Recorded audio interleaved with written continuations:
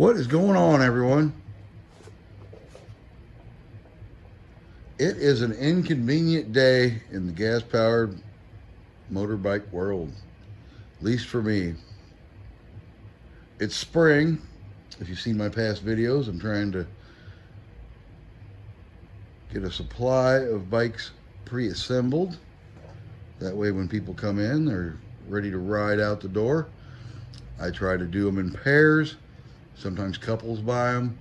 Sometimes you have two separate customers that like the same style bike and they both like the, same style bike. But anyway, it's a dark day. This can't see change motor went sour on me. The other bike that is back there, pardon the mess. I got projects going on, nothing I can do at the moment. It's inconvenient in this department, but it's got to be done. You can see in the background, the other Kent, the one I did the little quick trail ride on, is operating just fine and ready to roll. I always test my bikes. That way when the customer takes them home, they don't have any disappointments by anything that was missed, God forbid. The engine runs properly, and all they have to do is the little break-in riding period, and they're off and riding. This particular unit went through the same steps. I go out and usually ride them half mile, maybe a mile.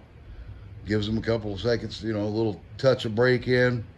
Make sure all the parts and everything's clearing and everything's functioning the way it should. Brought it back to the shop. Was opening the door to bring it back into the shop, and it made a little rattle noise. I turned around, I'm like, what is that? And the next thing, motor locked up. So I'm thinking to myself, man, it's got another one of those engines, got a bad cylinder bore, and a piston and cylinder just died. But that was not the case with this little guy. And before you blow up my comment section with the oil to gas ratio, this motor was lubed properly, and I think I have the mixture ratio down to a functionable number after about 250 bikes now. All right, just putting that in there so I don't, get blown up with massive oil ratio comments. But anyways, back to the problem at hand. I thought, well, it's the cylinder and the piston. And I don't know if you want to refer to it as lucky, but this cylinder and piston are just fine. Piston has no scratches, gouges, or anything else. Like I said, it ran for probably about a whole 7 minutes. But anyway, what happened to this little guy is the rod bearing and the lower, well, the wrist pin bearing, which is on top, wrist pin bearing's in there, and yep, in there. Down below is your rod bearing, and it is completely shot. I don't know if the light is doing justice, but the little fragments that you see on the crankshaft down there are the fragments of that bearing. Now I can take my finger and wipe that, so that way, yes, you can see it was lubed. It's only 5 minutes old, but it's lubed. So lubrication was not the problem.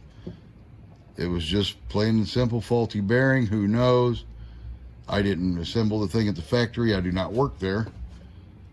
But that is what happened to this little motor. So, if you're building your own bike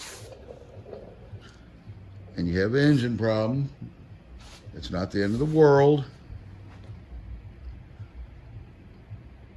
Exchange your engine, reinstall it. Yes, it's frustrating, but it's not worth getting angry and tearing up any of your bike stuff, because I know people that get angry really fast and start tearing up their own stuff, causing themselves more harm and damage, so don't do that.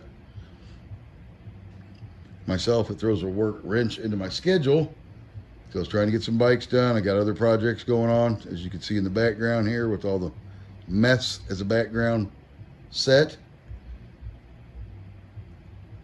But no use crying about it. When the engine shows up, I'll mount it on here and move on with my life.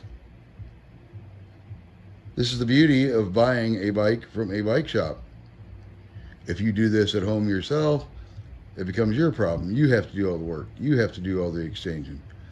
But if you buy it from the bike shop, that's their problem. Kind of like buying a new car.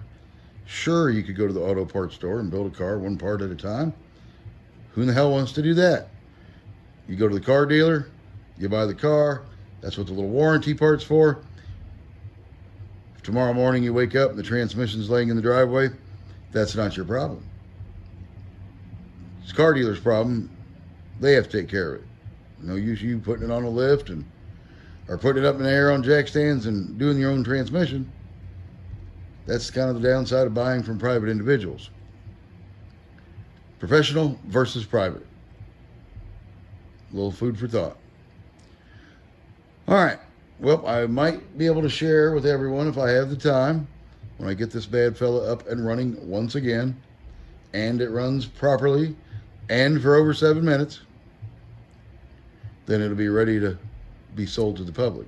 But until then, got to pull it off the old showroom floor, get it back to 100%, and then wheel it back out there, and it's ready to roll. That's the plan. All right, well, I hope everybody has a good day, good evening, good afternoon, whenever you're happen to sit around with your trusty spot of tea or a cup of coffee and enjoy this little tidbit video.